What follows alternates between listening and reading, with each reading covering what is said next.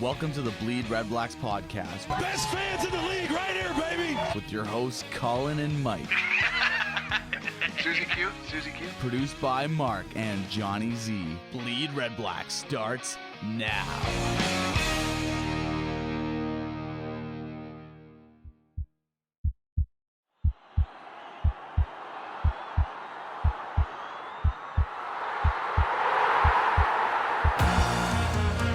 BleedRedBlacks. Gabriel is open in the end zone.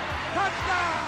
The Ottawa fans and players are going crazy. Your number one podcast for all things Red Black. This complete on the near side. Sinopoli makes the tackle into the end zone. Touchdown! It's Brad Sinopoli. Every season, Back to pass throws. It's intercepted. And this is going to be a pick six into the end zone for a touchdown. It's Jarrell Gavin. Touchdown, Ottawa! all season. First and 10 Ottawa from the BC 30. Here's Burris throwing into the end zone. Ellingson. And it is caught. Oh, what a catch by Greg Ellingson. Hello and welcome to episode 17 of the BleedRedBlacks podcast. I'm super stoked to be down here, and I am joined by a pretty awesome trio of friends. To my right, I have producer Johnny Z. What's up, buddy? Solid, Dave. Solid. Janin, Hey, what's Colin. up? How are you? I'm doing awesome. And producer Mark, how's she going? Oh, it's going, bud. So I'm so excited to be back here, and I know I made that quite apparent because it took us like a few minutes to get going here. But I am really stoked, and I think we all needed the week off last week. But with that being said, like, bye weeks are tough, man. Like, I not only missed you guys or missed doing the show, but just that interaction with people and just watching our team. And we've been spoiled with a bunch of home games lately, and And I we don't still have to wait another couple weeks for a home game, so it just feels extra long. yeah, it's too really much. it's weird, right? Like, Very. I know I don't adapt well, but I need to, get ready for these bye weeks. Like, like the CFL schedule guy, like he wasn't happy when I was saying, how could you schedule a Red Blacks game and a Bengals game at the same time? He's like, schedule came out like beginning of year, bud. Like shouldn't be a big shock, But anyways, so Mike's not here. I don't know if you guys know or not, but I love the Blue Jays. No. Yeah, yeah, for real. No, really? Also a huge fan of Buck Martinez. Obviously, Pat and Buck, those two are awesome. You see, he just throws that two-seam fastball there, Buck, and he just has that velocity. And then Buck would say, yeah, and he's got a velocity on his two-seamer as well. He's got a solid knuckleball. There's a Buck Blunders website. I don't know if you guys have ever seen this. No. And all it does is keep track of every mistake they make, every broadcast. It's pretty amazing. Like, tough crowd, right? Like, They are doing a good job. But anyways, the Jays are crushing, which is amazing. They had a great showing in New York this weekend. And the story for me was to see Stroman back on the mound. Like, that just doesn't make any sense. And pretty awesome young man for sure. I was really scared when I heard that they were going to be putting him in, just because it seemed like it was like one of those players like, oh, he's sort of okay now. Let's Did they throw hurry him him in. up? Yeah, exactly. Like that was one of the things that sort of worried me when I heard that Stroman was getting the nod to play. Yeah, and he had a start in A-ball and then another start in AAA, and then you bring him into Yankee Stadium and he performs just awesome. So pretty special guy, 5'6", and he's tough as hell. So pretty amazing. What do you think of that chatter there, season ticket holder Mike? Crickets. But the point the reason I bring it up is if the Jays wind up winning the wild card spot, I mean, we're hoping that they will hold on to their lead in the division. There's a possibility that the Argos Red Blacks game will be displaced. And there was a few articles saying it may come to TD Place. That doesn't really make any sense to me, but I don't think it will happen.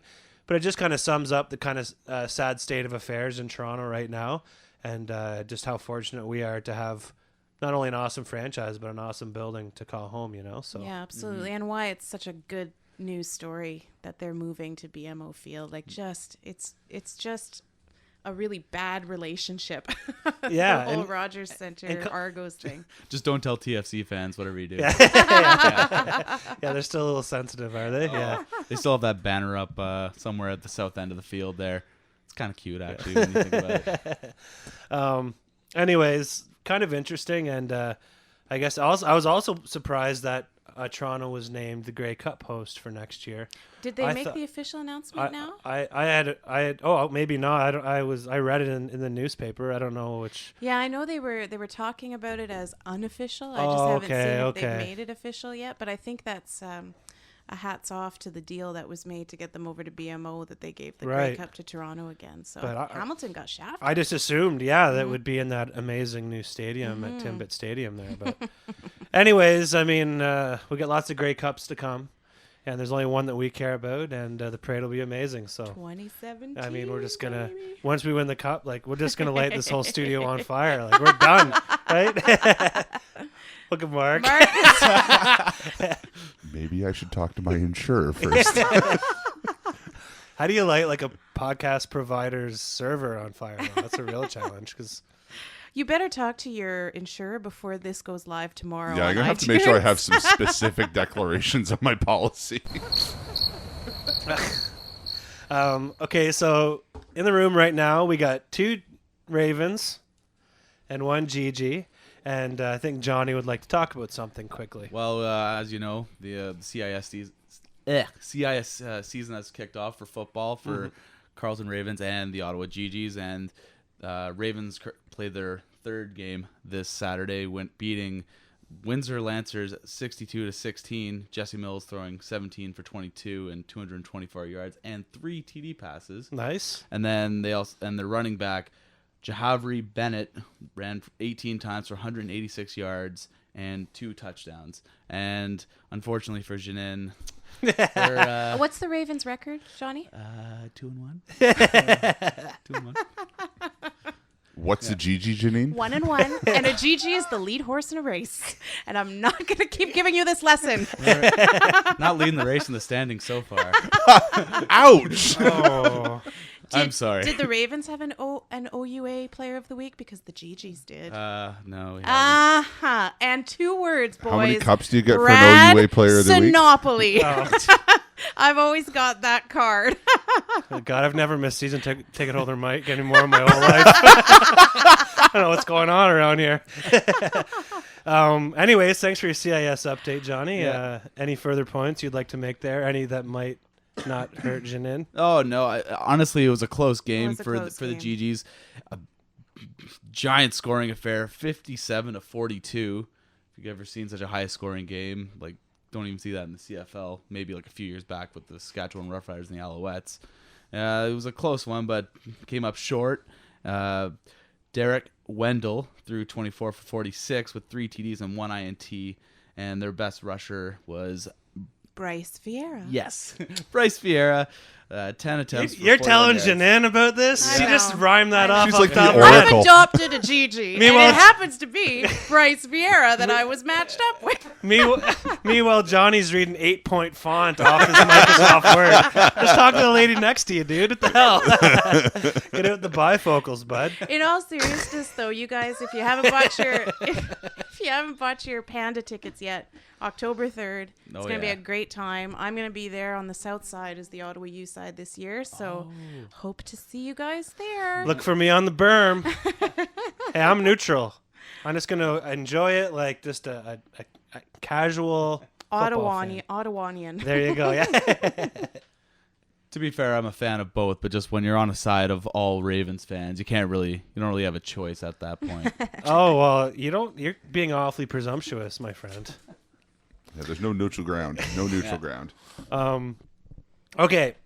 So let's not talk about this too much, but it's definitely affecting our community big time. So this Uber versus cabbie thing, the fact that it's getting, like, I thought the verbal abuse kind of videos were even a bit much, and now that things are becoming physical, and I just, like, I'm no negotiator, like, by any stretch.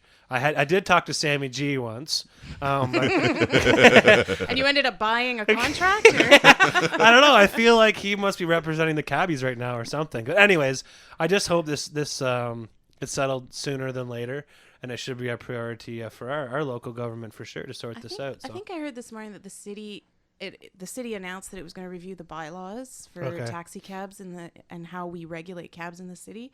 And I think they've sped that up, so we are hoping to hear something by December. But I agree, we've got to move past this reaction to it's a sharing economy now. We've got to figure out how to regulate within that and stop this fighting. There's got to be some middle ground, right? Like there's enough people trying to get from A to B in this city that I'm sure we can spread the wealth around a little bit. So Mike and Janine joined the BC Lions Den last week for a little game preview, and you guys did an awesome job. You guys were great. I had a lot of fun listening. I was disappointed that I couldn't make it, but it was fun to hear you guys just talk about our nation and this club and this city. And by all accounts, like there are a lot of jealous listeners, and I think they realize that we got something special here, and some other CFL communities maybe wishing they had something like we do, you know? Yeah, for sure. And a big shout out to Mojo and Brian for inviting us all to Absolutely. go on. Would have been way more fun if you could have been there calling. I'm sorry you had such a bad day that kept you away, but hey, got to pay the bills, right? Got to pay the bills. I mean, we've all been there. Needless to say, like the checks in the podcast keep bouncing, so I don't know what's going on. Don't look at me. Like Mike post dated them, but I guess I need to look at that date a little closer. How do you think I'm paying my tuition here? Yeah, BleedRedBlacks podcast funded by OSAP. Worry about it when you graduate, bud. Thanks, man.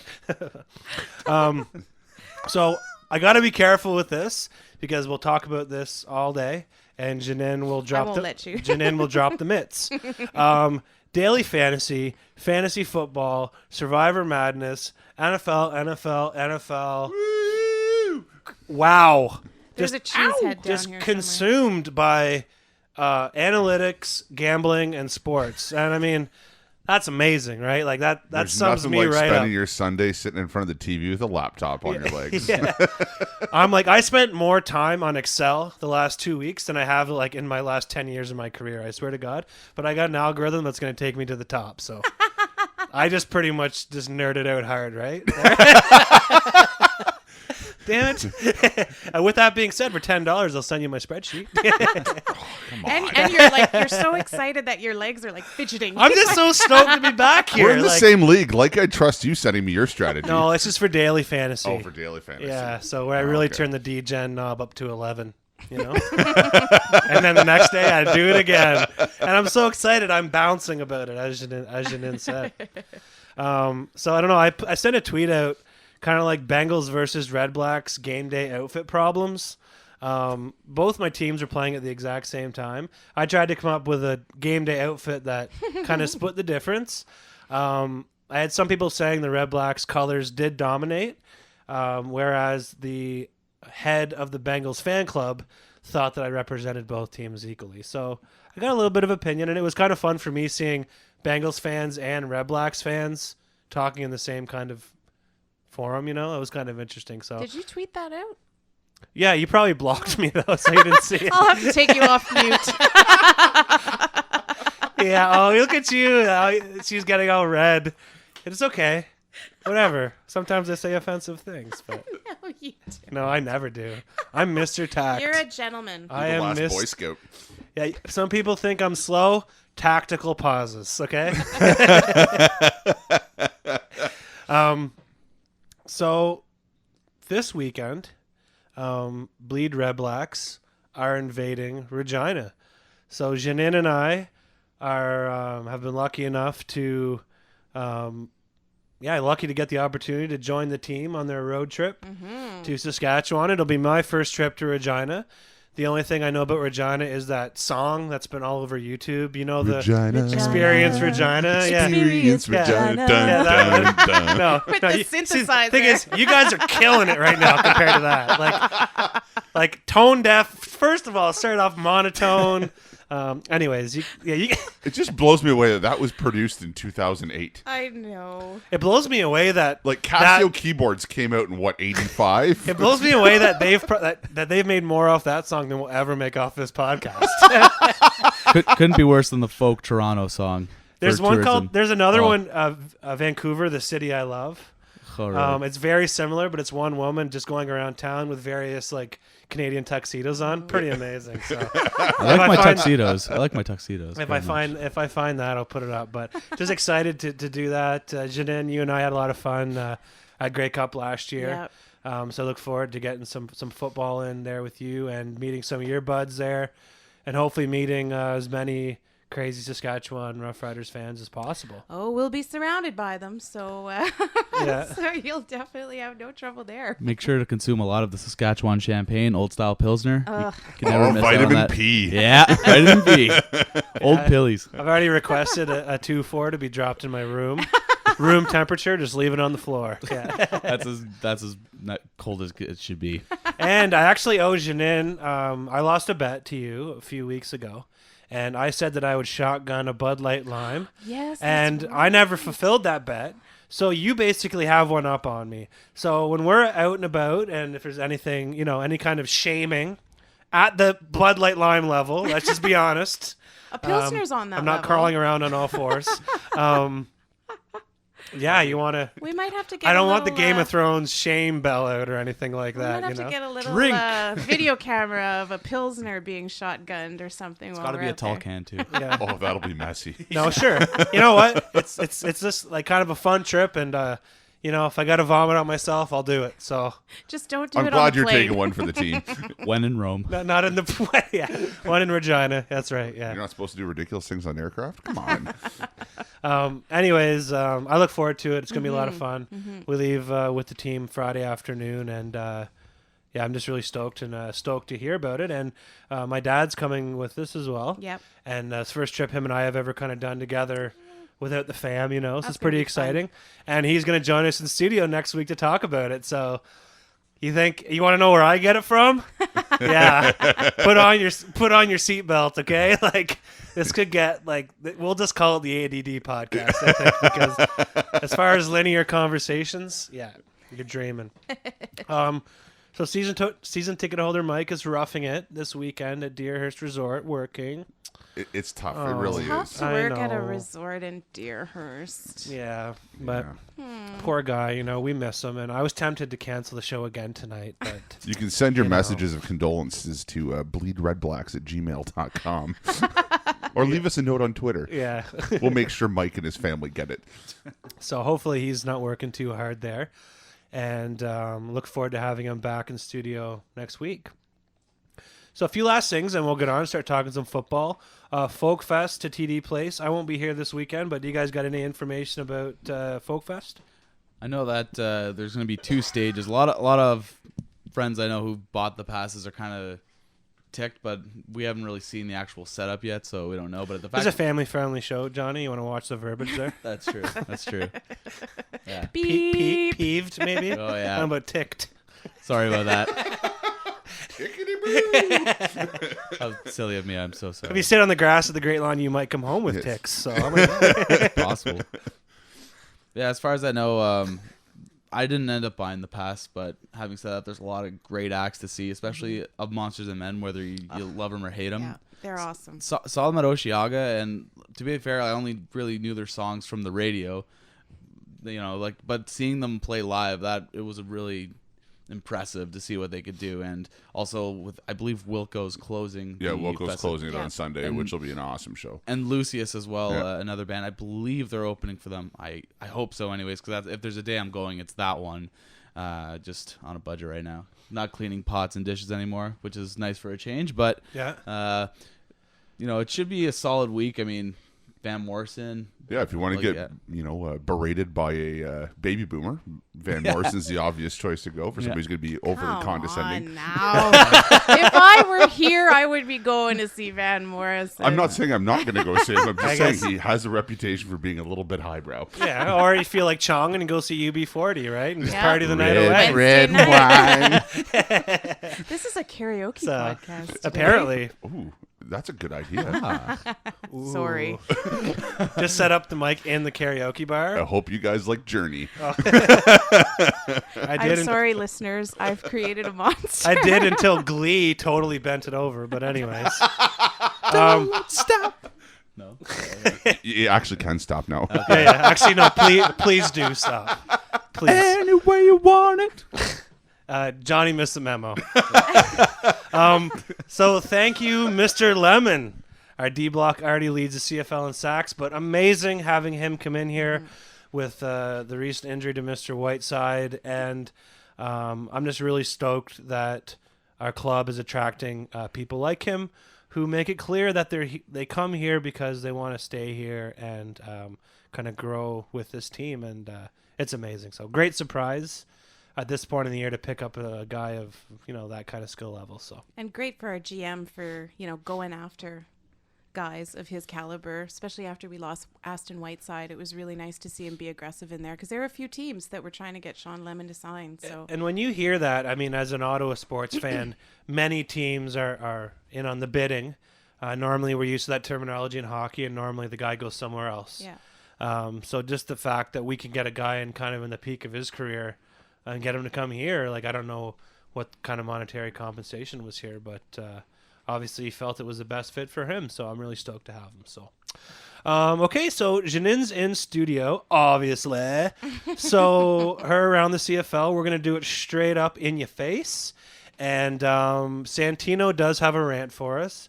And I called it Special Teams Rant Part 2. So once again, Santino's not mincing his words, and I don't know if Mr. Beetlejuice should start worrying about his gig, but he better get going. So let's roll into a little Santino action and then come back with game recap. Hey guys, thanks for listening to the Bleed Red Blacks podcast. Check us out on Twitter at BleedRedBlacks and on Facebook at facebook.com/BleedRedBlacks podcast. Live from Brazil, here's the Red Black Renegade rant with Santino Filoso. Are you ready? Do you really mean to tell me that a 5'0" wide receiver is worth $40,000 more than Chad Owens? We'll do it live! If the helmets weren't ready this week, they should have pushed their introduction back. It has begun.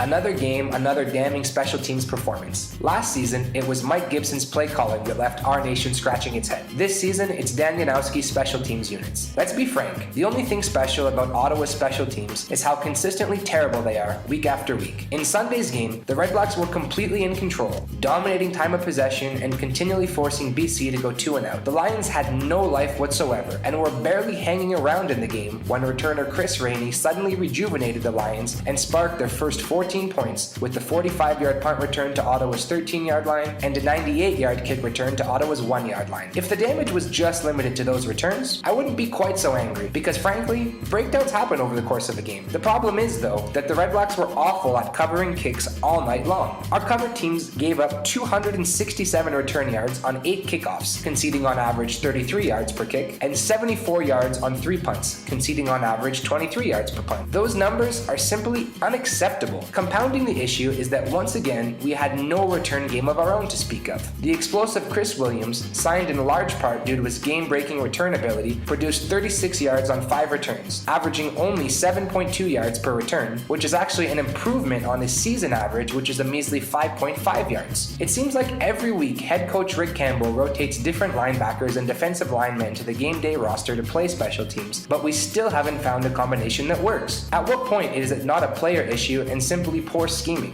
And it's not just a 2015 issue either. In 2014, special teams were a major negative issue for the Red Blacks, as they allowed a league-high 6 kick returns and scored 0. This season, we've already allowed 3, though luckily 2 were taken off the board due to flags. Normally, I'm not a fan of advocating for firing a coach in the middle of the season, but really, I don't think our special teams can get any worse. The most damning indictment of Janowski's time in Ottawa is that for 10 games, he's had one of the fastest players in the CFL at his disposal, but the Red Blacks' longest punt return has just been 22 yards. At this point, every time Ottawa lines up to receive a kick, I tune out because I know that a kickoff return is getting to the 20 or max 25-yard line, and as for punts, I know Williams will catch it, run a couple of yards, find himself surrounded by a wave of opposing jerseys, and fall face down to avoid a big hit. As for when we kick, every boot is an adventure, and I'm never surprised to see something shanked, blocked, or for random returners to carve up our coverage teams like a hot knife through butter. A special teams unit shouldn't make fans hold their breath in fearful anticipation every time they take the field. They should take it away with dazzling returns created by effective blocking schemes. Now, I'm not sure who should replace Janowski, but I do think that he has to go. The last thing anyone in our nation wants is for Ottawa's especially bad special teams to cost the team an important game during their end-of-season playoff push. That's all for this week, guys. Make sure to rant back at RedBlackGade and remember to bleed Red Blacks.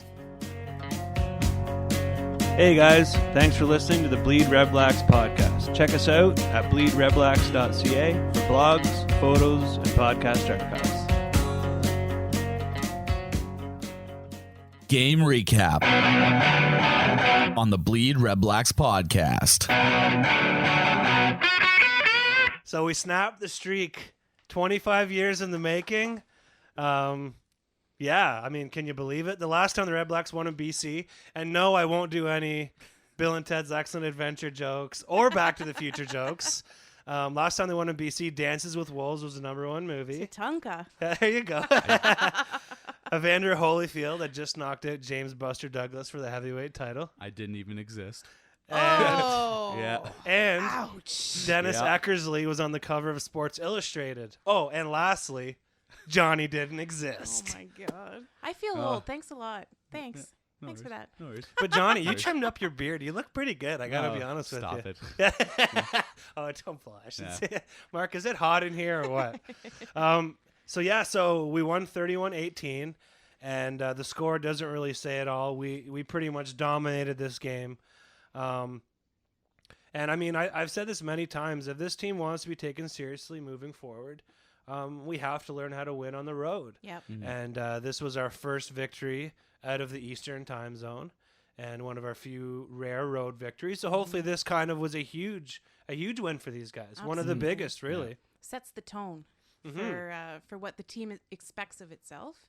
And what fans, I think, can expect moving forward. So it's great. And we've all been trying to dissect why are they different teams, and they're probably trying to do the same thing. And it is still a young squad, and you figure they've collectively had, 12 or 13 road trips together. They still are pretty new at this as well, and I just hope this is a big turning point for us, for sure. Yeah, absolutely. And even though I suck at pick'ems, obviously I went with the Red Blacks. So I came in on top so there, did I. Still undefeated from week one. At the rate Mike and I are going, you're going to be beating us. So we'll talk about that in the preview. 1-0. And I don't want any spoilers here, heaven forbid. Weird start time. So not only Sunday, and I don't want to talk about the whole schedule thing. Why are we going head-to-head against the NFL? I know they don't consider them going head-to-head. It's just another entity, a different kind of football. But there are a lot of fans, myself included, that love both leagues. And I guess I'm just spoiled that, both my teams happen to be playing on the same day. But the weird thing about the time was at 4 p.m. Eastern, but 1 p.m. local. So that's a tough start for those guys. I'm sure their daily routines aren't used to getting, be ready for to play out at 1 p.m. Probably a little bit easier for our guys because that was 4 p.m. for us. Mm-hmm. But yeah, it was a bit of an odd start time, but it may have been one of the things that worked in our favor on the road this time. So it was one thing that Burr said actually in the paper. He said it's better to play 4 p.m. in Ottawa than to play where it's 7 p.m. in BC where it's 10 p.m. in Ottawa and stuff. Yeah. The jet lag, that sometimes has an effect on you. And well, Hank's probably in bed by then normally, right? Yeah. So he's a young 40-year-old. Yeah, I mean, young 40-year-old. I know I am, and I'm just I'm a young 35.5. You guys are all really pissing me off with your age, okay? Sorry. But Janan, we look damn good, dude, so it could be worse. You could be sitting around a bunch of old farts here, so I mean, come on. I'm just upset that I'm older than all of you. That's what the real issue here is. Oh, come By on. a lot, Johnny. By a lot. Sorry. She's like, no one better say older and wiser. Whatever you do. Meanwhile, Mark's like, you idiot. I know I'm wiser than all of you. He smiles, but it's true. So Ottawa probably would have run away with the game if it wasn't for poor red zone play early in the first half. Mm-hmm. And, I mean, they were clearly the better team and have definitely matured beyond the expansion team that we've been watching the last little while. I mean, they were so dominant in terms of majority of the aspects of the game, aside from special teams. But yeah, time of possession and offense. By the end of the quarter, they had 122 total yards offense to BC's 1. Time of possession for the game, 41-45 to 18-15. Mm-hmm. And total offense, 464 to 201. And I mean, those 3 points just say it all. Yeah. It was an offensive. I mean, the first half aside, when they couldn't get into the red zone, which that's something that they obviously need to address. They made the adjustments at halftime and addressed it. But I don't remember ever seeing a game where any team has been that dominant in terms of time of possession. Yeah. It's just not something you see. It's kind of scary too at the same time. Like 3 times maybe in the red zone in the first half, and they only get 9 points out of it. Mm-hmm. Like it could have been more than just 31-18. Like for the how we dominated, and the fact that the scoreboard like says otherwise. Like it was actually, the score was pretty close, but like if they actually got those touchdowns, it could have been a lot more of an actual dominating win. Like obviously just. Oh, it would have been a Deb Strickland barn burner for sure. Deb Strickland barn burner. Without a doubt, right? I mean, we were down 2 at the half, and I mean, how does that make any sense? Sorry, we were down 4 at the half. I think it was 4, But how could that make any sense, right? Like, it was really, and it was kind of scary for those.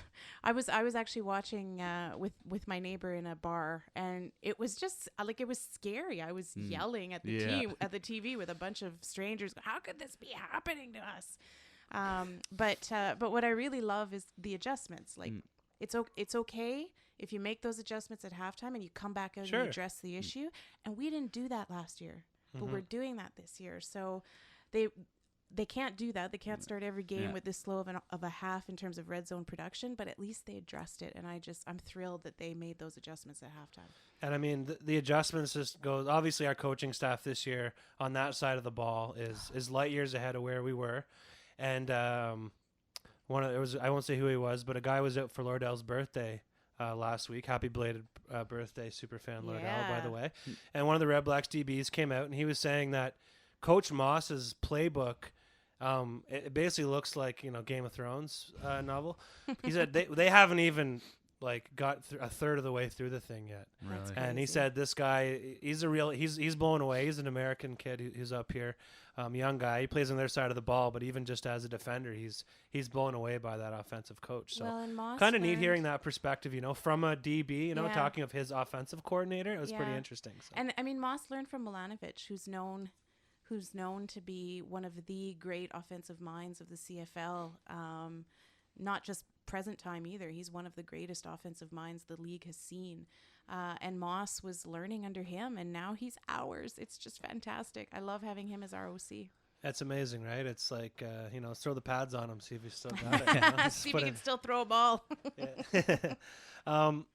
So, you said it, adjustments. And another big difference between this year's team and last year's team is when they get down, they don't panic. They seem confident. I'm sure we dropped some passes, and there were some plays that, we could have had. And I like Janine in her note here. She's so polite in brackets. I'm looking at you, Chris Williams. But anyways, but nobody panicked. And like you said, adjustments were made at half, and the Red Blacks came out and just pretty much dominated the second half, shutting out BC and racking up another 17 points himself. So, I mean, on the first BC TD, I could have sworn Austin Collie pushed off offensive pass interference, but I mean, Campbell didn't challenge, and I'm pretty much with you. Like, I don't want to figure out why he is or isn't challenging anything anymore. I don't know if he's on the second level that we're this coaching level or something, but it really seems to be just lack of strategy for when he pulls that flag out. I mean, I was trying to think about. Obviously, they didn't see enough evidence because they've got their coordinators have access to all the replays that TSN shows, and even though all of us watching and even the commentators, I think, were saying, he's got a case here. Yeah. They must have not seen enough evidence. And they review every play. They review every scoring play, but not for whether or not there was an infraction, for whether or not there was a penalty. So maybe there was an infraction. I thought the score could have been a little bit higher yet because of that infraction. But you know what? Doesn't matter because we won. Hey, speaking of which, winning. Let's roll it, Mark. Let's roll it, buddy. Here we go. Oh, I love it. I love it. Oh, yeah. Oh, Charlie. Love it. Love it. I don't really love Charlie. I think he's hilarious. As far as comic relief goes, find someone better. So let's just start talking about our main man here, Mr. Henry Burris. Another big night for the captain and leader of this team.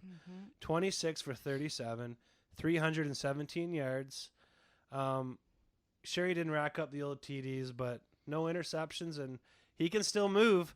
And I'm telling you, people are still afraid of those 40-year-old legs, right? Yep. So that's pretty amazing. And he had another 31 yards rushing, and just good on him. And I love the guy. I can't say enough good things about him. And hopefully everyone who was kind of down on him earlier are finally seeing, what this guy is all about. Exactly. It's a very mix of emotions sometimes. Just when over those during that first bit of the game where they missed those end zone opportunities, and there's just that time where you're like, oh, I hate him. Oh, I love him. It's just that mix the odd time. But I mean, overall, yeah, you do love him. It's one of those things in the moment where your emotions get the better of you and you want to throw something at the TV. No, I think it's good that you're emotional about it, though. Yeah. I mean, it's because you do care, and that's how you're supposed to feel. And you don't choose how you feel. And when that passion comes out, and you're, throwing things across the room, or raging out on an Etch-a-Sketch or whatever, you just gotta do what you gotta do. Just remind me not to invite you to watch football at my house. Yeah. Don't throw things at my TV. Don't worry, I was at a friend's house. I didn't break anything. But you're like doing renovations anyway, so I could just put my fist through the wall. I'll just bring a stud finder with me, make sure I know where to go. I can help with the drywall. I mean, Yeah. Anyway, so we got to talk about Henry's milestone. Oh yeah. So Henry hit a milestone, 58,000 yards passing in this game, and who did he pass to hit that milestone? Brad Sinopoli, which I just thought was just so perfect because of the chemistry that's been developing between he's got chemistry with a lot of his receivers, but he talked a little bit at the quarterback club about how it's a little bit different with Sinopoli because of the type of player he is and his pedigree. And I just thought that was a really cool way to see him break that 58,000 yards passing. I think he's okay. I think he's okay. And he was a GG to bring us back to the intro. What? A what? A what? What the hell's a GG? Mark? Precisely my question. So that's pretty amazing. And I'm going to talk about it a little bit later on, but he did say that him and Brad had chemistry from those QB meetings. That was part of the reason why he brought him in here. So smart dude for sure. So our running game. Beautiful. Who? Double J continues to impress. 17 carries, 100 yards. A tough, hard 17 carries. 5 receptions for 41 and 2 touchdowns. I mean, he's just a hard runner. What else can be said about him? And he's the leading rusher in the league for touchdowns right now. He's with 6 of them. Nobody has anything close to that. So it's just, oh my God, it feels good. It feels so good. We've been looking, and sorry, I'm exhausting hyperbole here. We've been looking for a hard-nosed runner forever. Yeah. For a year and a half. And finally, we got what we needed. And I mean, let's be honest. There were some people saying on Twitter that his nickname should be The Plow. And I think his nickname should be Smooth. The way he because moves. those dance moves, or I don't know, but that kid can dance, man. So there's no way we can call him Plow. No. Not with those moves. No, not with those moves. So the jury's still out on the nickname. We'll come up one. I love alliteration, but like a dancing word that starts with J, maybe jive. No, it's not too bad. It's not too bad. We should do like a fave or retweet thing. Fave for Plow, retweet for Smooth. That's an idea. The head of social media. Yeah. There you go. Yeah, okay. Well, hey, Mike, I don't know what you're doing there at Deerhurst, but if you could get on that'd be great. Actually, he's not listening. He's just going to click on the download, let's be honest. That's all we need is downloads, right? Right. Listen if you want. To listen, whatever. Just hit the link. So good on Smooth for those dance moves. See what I did there? And I just love the guy a lot, and I'm really excited that he's our man. He took a tough hit, and I was a little worried, but he definitely can show off what our O-line has to offer. He also might fill my empty jersey that's been empty for a long time. That's what I was thinking too, Johnny, for sure. Yeah. It's been tough. It's just every time I see him and he's just on the ground there and oh, is he injured? Oh, no. And his last name's Johnson. So worst case, even if he gets cut, just hopefully the next dude we sign, his last name's Johnson, picks number 27. There's a lot of those names. Yeah, come on. Okay, so D block. You talk about the D block. I want to hear what you got to say about our amazing D block. Well, I just loved seeing Javon Johnson get the high for tackles, 7 tackles for Javon in this game, and it was particularly sweet because him and Manny Arsenault got in a little bit of a Twitter war. Did they ever? And I don't know if you guys if listeners, if you haven't read it all, go back. It's worth the 5 minutes of your life that you won't get back, because it was some pretty bad trash talk with Manny calling Javon washed up and Javon saying, "Hey man, you're supposed to be the best receiver on that team and you haven't been doing too much." So it was nice to see Javon get not just 7 tackles, but to get an interception in the end zone to take points off the board for the BC Lions. Like, just a real leader on that D block, and I love seeing it. And Arsenault did have 4 catches for 23 yards.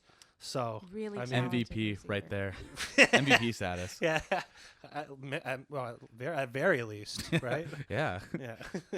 So interestingly enough, Manny was asked by the team to dial it back a little bit on Twitter. So just before this game, so I don't expect we'll see too much more of that trash talk. But good for Javon for kind of getting the last word through his actions. And then of course the other guys on our D block. I mean, second interception of the game went to Antoine Pruneau, who of course we all love. And I think we all kind of have like any of the original guys, right? Yeah, exactly. We have like a little rooting interest to see them succeed, and he's one of those guys. For sure. And I think his rookie year was unbelievable. Absolutely. And I think he's been brought back a little bit this year for whatever reason, maybe just trying to find his role, with a little higher talented defense. But I got a lot of time for that guy, and I was stoked to see him come up with that play. And then of course the other great Canadian kid, Justin Capasati, got one of the 3 sacks. Sholigan, who Mike has, Mike challenged him to do better, and he's been doing better. He didn't just get in a sack; he got a fumble recovery this game as well, and Jackson as well in for one of the sacks. So we continue to lead the league in sacks. Would you guys have thought last year that we would lead the league in sacks? Like, it's just love that D block. I thought we'd be leading the lead sacks against. Yeah. Like, we'd be getting sacked a lot, but well, we weren't far behind Winnipeg last year, but that's okay. That's true. That was last year. Sorry. So Winnipeg, who cares about that team anyway? Too soon. Too soon. Yeah. They're just not ready, Shannon. Sorry, that's Johnny's joke. Sorry. I was waiting for you to use it. I'm okay, I've given him like half an hour. Sorry. That's all good. So a quiet night for newcomer Sean Lemon. He recorded a tackle, but just good to see us, adding another talented member to that D block, and stoked to have him. Mm-hmm. Okay, wide receiver, Mr. Brad Sinopoli. I mean, we talked about this earlier. Everyone says he was brought in here for his football smarts and chemistry with Henry Burris from those old Calgary QB meetings. And let me tell you, like, this dude can flat out play wide receiver. Another 6 catches for 102. Continues to be a league leader, and just a tough dude. And he takes a lick every game, and he's always coming up smiling. So I love that. And he had one outstanding catch where he had to like climb the ladder with 3 guys coming in at him. So he knows he's going to get the hit. He's not scared to get up there and make that kind of a catch. It's just the kind of wide receiver you really like to watch out there. So for sure. Also, Ernest Jackson, another amazing night.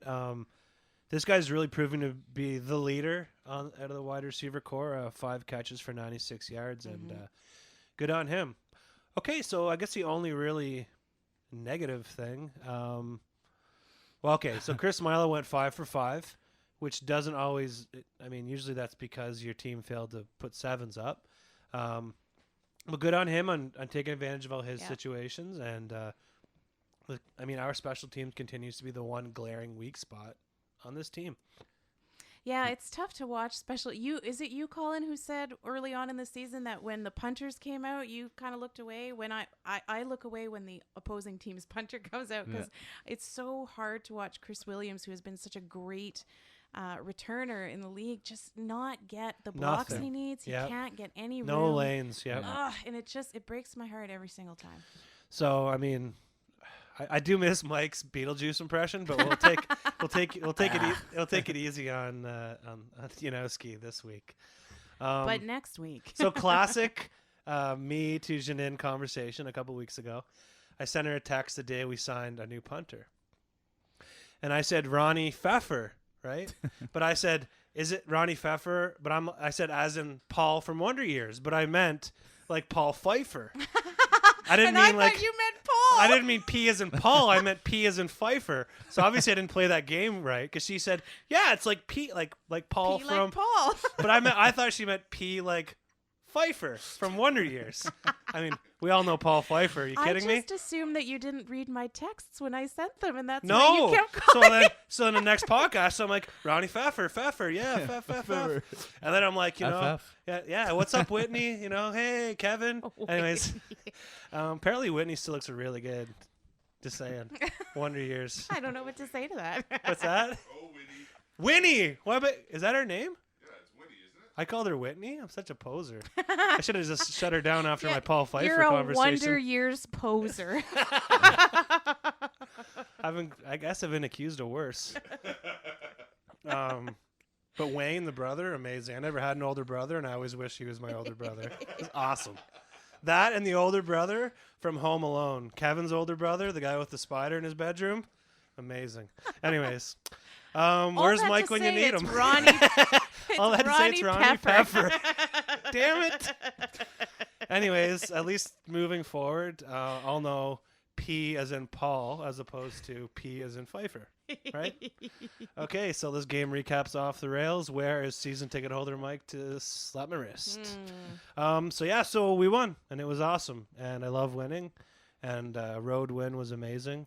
BC Place. I don't know what the atmosphere was like for those people. They looked pretty.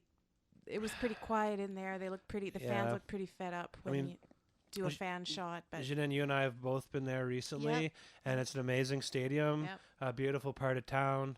I just think it's going to be a tough place if this team starts struggling and the fans start to creep away. Like it's going to have that Skydome vibe before long, right? So hopefully they can turn that around, though, because it is a great place. It is a great team. It's got a long history. Yeah. It's a great fan base. The ones that are the diehards and that come every week, it's a great fan base. So let's hope that they can turn things around there. In a way, it's almost kind of like they were due for eventually a bad season. They've been dominant throughout the league for years. And I guess this is just one of those things where it's like, okay, maybe we might have a few off years. Lule has had problems staying healthy, and that's just natural with a lot of teams, so. And I don't know about using a 34-year-old former NFL quarterback to kind of lead your squad, but a guy that wears 2 gloves in a dome, you got to wonder about that. So I think that pretty much sums it up. Oh, yeah, no, wait. There's one thing we wanted to talk about. The Rainey for the Lions. Janine, you want to talk about Chris Rainey? Actually, I got it. So compared to our returner, Lions returner Chris Rainey had 2 returns for 74 and also a kick return for 96. And good old Kene stopped him. But good on him. He's an amazing explosive player and definitely showed the problems with our special teams. Yeah, absolutely, and gave them a spark. Gave them the lead at half. So watch for Chris Rainey, fans of the league. He's pretty impressive. Okay, so I think we're gonna do a little turbo around the CFL in-house, and then we're gonna get the hell out of here. So let's go grab a drink of water and do this. Hey guys, for Instagram photos, check us out at BleedRedBlacks. For game day photos, tailgate photos, and photos of whatever, come check us out at BleedRedBlacks.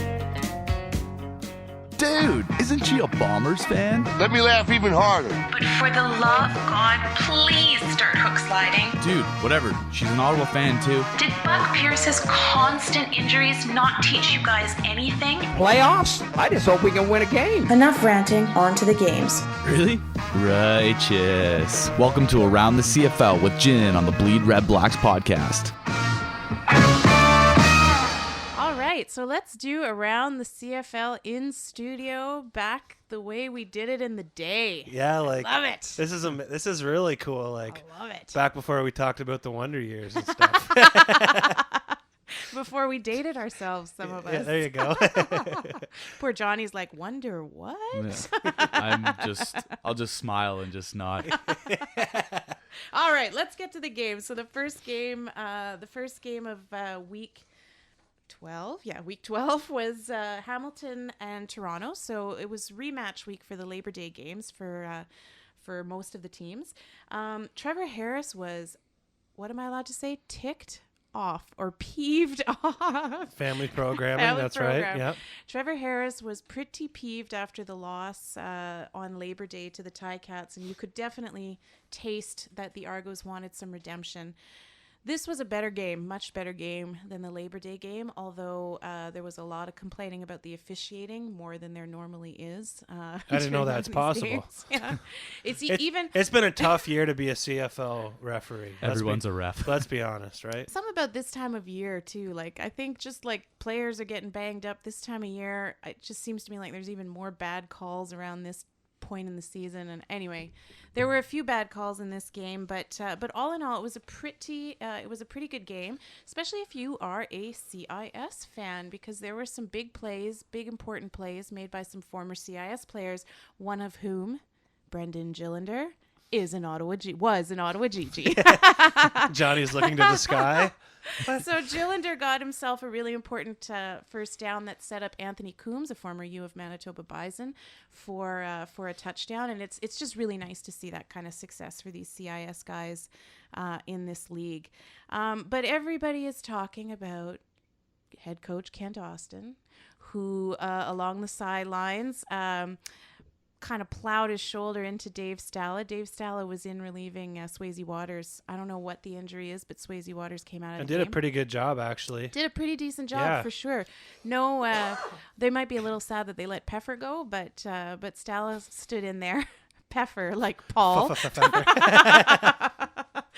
But yeah, so Kent, that was the talk of everything. Kent Austin. It was pretty obvious. It was pretty obvious, and Kent Austin has since issued an apology. Yeah. He's been fined $5,000 by the CFL. Very quick. They didn't even wait for the Monday fines. And the thing about Kent Austin is he's such a polarizing figure. The people that hate him are calling for his head. People who think he's a great head coach are kind of saying, okay, can we move on? He's been fined. He's apologized. Let's move on. I'm in the let's move on category. I don't know about you guys. It was pretty blatant, but it's done. Can't undo it. Let's all move on. Yeah. And I mean, I don't want to say heat of the moment because it was on the sideline, but he was right there. He obviously took offense to Stala bumping into his guy. It was pretty apparent that happened. And sure, he crossed the line, but whatever. He's a competitor and he's got to pay 5 Gs. So yeah. And who among us doesn't want to take something that we said back or something that we did back? Like, you know, I mean, if someone stepped into you, I'd step into them. That's for sure, boy. Jeanette. That's why I like you. Yeah. Don't worry Excuse about me, it. listeners, we're having a moment here. All those people in Regina who are listening, don't mess around this weekend. And my dad'll be there. Sorry.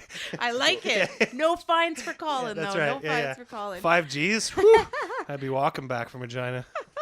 So all in all, despite the Argos trying really, really hard, the Hamilton Tiger Cats still won this one, 35-27. So Harris still going to carry that grudge for a little while longer. But they did make a game out of it, particularly in the second half. So it was much more entertaining than the Labor Day game.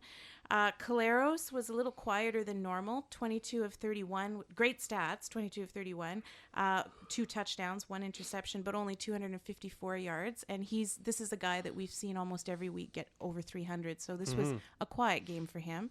Harris, almost identical stats, 257 yards, 2 touchdowns, 2 interceptions, and 20 for 35. Probably the big thing for both teams is no rushing. Like Whitaker got 2 touchdowns, but only 34 yards.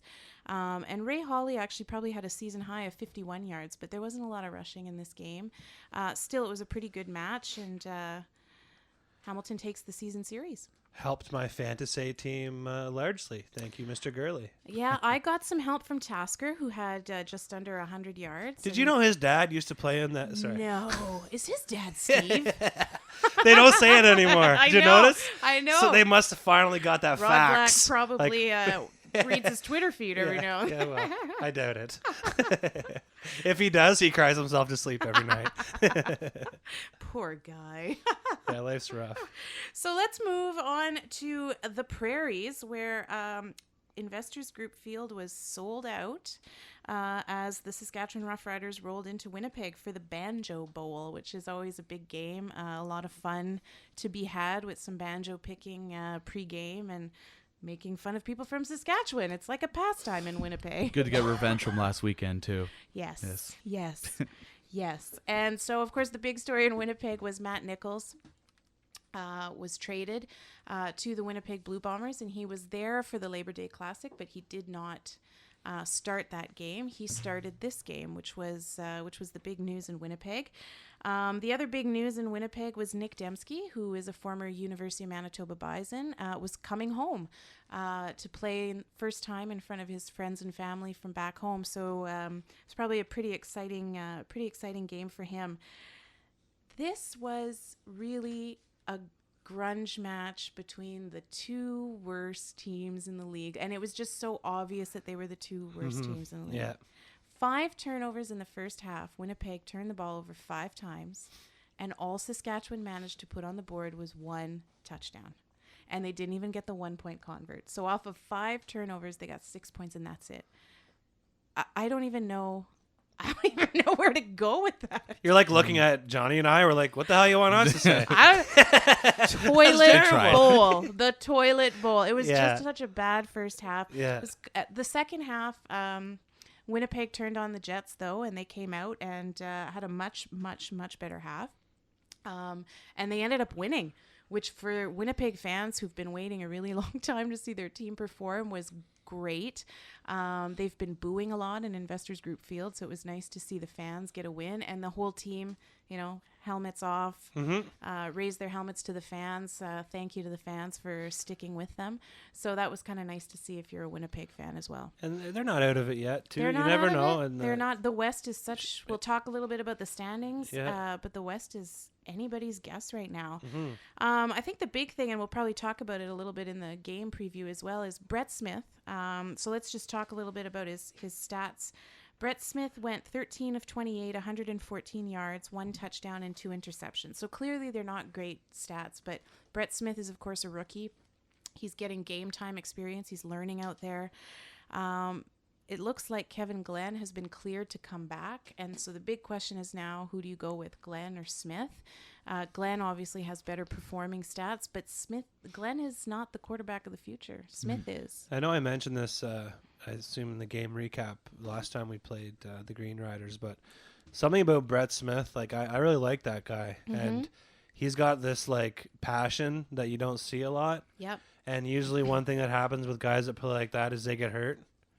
And I'm hoping that he can reel it in a bit. And I think if he finds that kind of middle ground between like playing a little crazy, I think he's going to be pretty effective. So I hope that Glenn, they give him the chance, to be honest, especially this week against Ottawa. You hope that they give Glenn the chance, No, or that they keep Smith I'm in? sorry. I hope they give Smith the chance to keep going. Me too.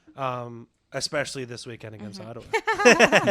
Because we know his weaknesses. We've dissected him enough. Well, Tino won't be around for 9 sacks this week, so. Yeah, exactly. So we'll see who they go with this week. But, Brett Smith, I think you're right. He plays with no fear, and maybe he needs to dial that no fear back a little bit. But he is pretty exciting to watch, and you nailed it. It's his passion for the game, and he clearly has fun out there. Let's just stick with the CIS theme. Another big play by a Laval product this time, Julian Fioli Gudino, who I don't know what happened, but along the sidelines, this kid was super fired up, and he turned that into a touchdown in the second half. So again, really great production this week out of some of our CIS guys. So, I love seeing that. So Nichols I'm still not sold on Nichols being anything more than just a backup, but he looked better in this, even though he was winning in Edmonton. Yep. He looked more comfortable. He looked more calm. He didn't look as temperamental. And he said afterwards that he had fun out there. So, you know what? Good for you, Nichols. You're giving the Bombers a chance, and that's what they need right now. So that's Winnipeg. I mean, the environment he was playing in before, pretty rigid, pretty tough coach. Mm-hmm. Maybe your man in Winnipeg has those guys, a little different atmosphere. I'm not sure, but I could see. Yeah, and, well, Mike, I think you're right about that, Colin. I think there's probably, black and white difference between Coach O'Shea and Coach Jones. Although Coach O'Shea is taking a lot of heat, most of the heat seems to be directed towards the offensive coordinator, who's pretty unimaginative by all looks. Anybody who's watching those games. There's another OC in Manitoba there that we know quite well. Maybe he could bring him in. I thought he was in Saskatchewan. I thought he was at a university in Saskatchewan. Is it Manitoba? Yeah. Oh. I don't know, Regina Rams. Okay, there you go. Hey, this weekend. Hey, maybe we can see Maybe Gibby. we can go see Gibby. Sorry. That was terrible. So yeah, we'll see what happens in Winnipeg. But good morale win. Good strong second half for the team. So we'll see if they can turn that into. And then the last game was the rematch of the Battle of Alberta, and Mike Riley is back. I know our friends at Eskimo Empire love James Franklin. I think anybody who watches the game loves James Franklin. He's fun to watch, but everybody loves Mike Riley. So it is good to see Mike Riley back in the game. And he looked really good. He went 22 of 40, which, okay, his percentage wasn't high, but he threw for 352 yards and 3 touchdowns. And he found his favorite target, Adarius Bowman, all night. Bowman was pretty quiet. Sans Riley the past few games, with the exception of when he plays Ottawa, because we all know that Bowman has Eats our us number. alive, yeah. But Bowman and Riley had some pretty good chemistry, and Bowman ended up reeling in 6 catches for 104 yards and 2 of those 3 touchdowns. So this was definitely Edmonton's night in a torrential Noah's Ark type flood in Commonwealth Stadium. I felt pretty bad for some of those fans sitting through that, but good for them. The Eskimos ended their 12-game losing streak to the Calgary Stampeders. So I know that felt good for our friends out in Eskimo Empire. And I know that I can't wait to hear what they have to say about the game on their own podcast that we'll hear later this week. The only other thing I'll say about this game is Huffnagel. Rumors about Huffnagel and whether or not he'd be going to Saskatchewan. He came out actually and released a statement saying, "I'm not going anywhere. My contract extends into 2015." But 2015, or beyond 2015, I should say, he's already said that he's going to quit as head coach after this season. Okay. And hand the reins to Dave Dickinson. So maybe this story isn't over yet. I don't know, but I can't imagine that he would leave the Grey Cup winning team in the middle of a season to go to the 1-10 Saskatchewan Roughriders. So he's staying put for this season, but who knows? Who knows what the future brings for that brilliant head coach. So should we talk about the standings? Yeah, I don't know if I believe what I'm looking at here. You have to excuse me. I have like a tickle in my throat, and like just give me a sec here. You're always sick every time I'm in this chair. Is it me? Is it me? No, it's because when Mike goes away, I don't have anyone to take care of me, and then I just go too hard, and then I get sick. I think it's true. And then he'll come back, and he'll be sick because I wasn't there for him this weekend. Aw, that's really kind of. It's really kind of true. Yeah, like I'm sure if we talk to him right now, he's like on his deathbed for sure. He just needs his dose, right? Anyways, just needs his fix. Awkward. Come on, guys. We're nice guys here. Come on now. Back to those standings. Nothing's awkward. I mean, just ask Ronnie Pfeffer. Paul Pfeiffer. Okay, standings. Yeah, let me rip through these things. So Calgary's 8-3, which is not really anyone's surprise. That's probably as good as we thought they would be doing, right? Because earlier in the year they lost a lot of people last year, and I don't know if we thought they would be able to continue rolling as they have, and even with this recent loss. Yeah, and with their kind of slow start, but they've righted the ship, and despite the loss last week, so they're in first place. Huge win for Edmonton, puts them at 7-4. The only 2 teams out west above 500. Yeah. BC, yeah, right. What a difference a year will make. So, BC's 4-6, Winnipeg 4-7, and Saskatchewan 1-10. So, crossover may be happening. Absolutely. So absolutely, because in the East we've got Hamilton sitting at 8-2, and I don't think anybody's or 8-3. Sorry, I should really wear my glasses when I'm looking at 8-point font. Yeah, I was trying to ram all these notes in 13 pages, man. That's what happens when I invite you guys in here. Mike and I can do this on the back of a cigarette pack. Nice. You guys are pros. Yeah. Hamilton sits in first at 8-3, and Ottawa at 6-4 sits in second place. And doesn't that feel good, ladies and gentlemen? To see us at the top of the standings in the East. Toronto sits in third at 6-5, and Montreal is at 4-6, which is the same record as the third place team in the West. Ooh. So the crossover is absolutely a real possibility this year, and it would be, listeners, if any of you know, if I'm wrong, please correct me, but if I'm not mistaken, it would be the first time in history that an Eastern team crosses over. Wow. But I may be wrong on that. So if I'm wrong, some really smart listener should correct me. If you're wrong, don't worry. That you will be corrected. They will correct me. whether they're smart or not. Yeah, that's how it works around here. Well, thanks for coming in, guys. It was pretty amazing. Janine, thank you so much for all your help. You bet. Johnny, thanks for keeping us company. Mark, you're amazing as usual. And just these bye weeks, they're killer. So we got no more though for the rest of the season. Yeah, so let's keep grinding, and I can't wait for this weekend against Saskatchewan. We'll be there. So I almost said this Friday. This is one of those dates where I should probably know. Well, we get on the plane on Friday, so it's kind of. There you go. Anyways, thanks for coming in, guys, and worries. game preview coming out Thursday. Awesome. So my bad. Apparently, I just neglect my producers, Mark and Johnny, a lot. Right, guys? Anyways, Bytown Beats, love it. Oh, Mark's animated as usual. Nice hand gesture. I love you too. So Bytown Beats, how could I forget? So who do we got this week, bud? This week we actually got our first hip hop act for the Bytown Beats segment. It's a hip hop duo called Philly Moves. They're currently based in Toronto, but they represent the 613 big time. Awesome. It's with MC Tragic and producer Johnny Rockwell. You can find their stuff at phillymoves.bandcamp.com, and they have a very large discography, about 7 of them. So Cool. a lot of material to look on. And this week's song is called Nickelbag Batman.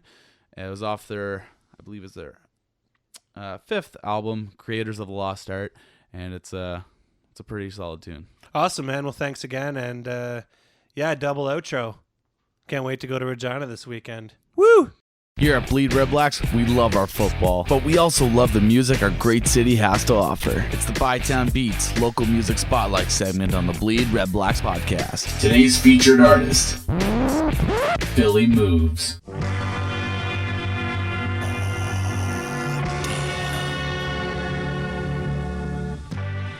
What? Philly Moves. Creators of the Lost Art. 2013-ish, let's go. Your boy Tragic on the microphone. Your boy Rockwell on the pad. And it goes a little something like this. Yeah. Dirt for a cat, holy Nickelback Batman. I'm in an alley making beats with a trash can. I'm about to make $1 million off it, fat chance. I'm just trying to eat some back, man. I'm from the lost generation of fools where they hating on you if you're breaking the rules. I'm already making my moves. I'm from the bottom top, headed steady paying my dues. Just an honest man trying to be an artisan. Stay your modest and never play my father's hand. Search the farthest land, trying to find the reason that I'm here. Like Will Wallace getting gutted, yelling freedom in the air. Freedom! That's just a 7-letter word, okay? Terms of the average person never getting heard. You wait your turn, but you never getting served. That's church, God. See, that's a better lesson learned. Dear Lord, what am I worth?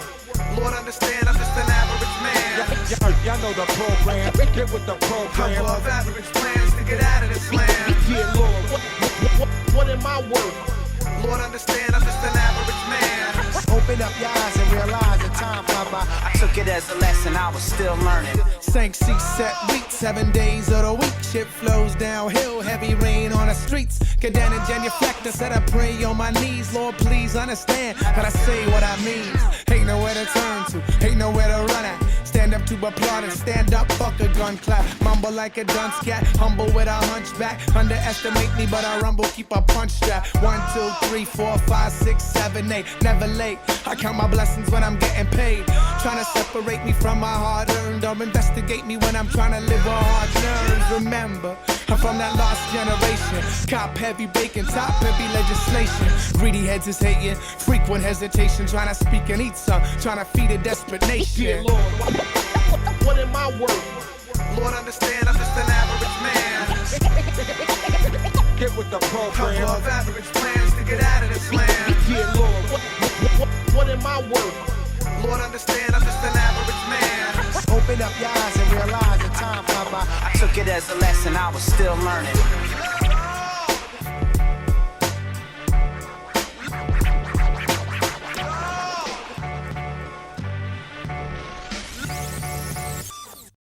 Thank you for listening to this week's installment of the Bleed Red Blacks podcast. All musical content used in this podcast is all local Ottawa talent. If you are a local artist wanting to get your material heard on Bleed Red Blacks, send us a message on our Facebook group. Tune in next time, and remember to bleed red black.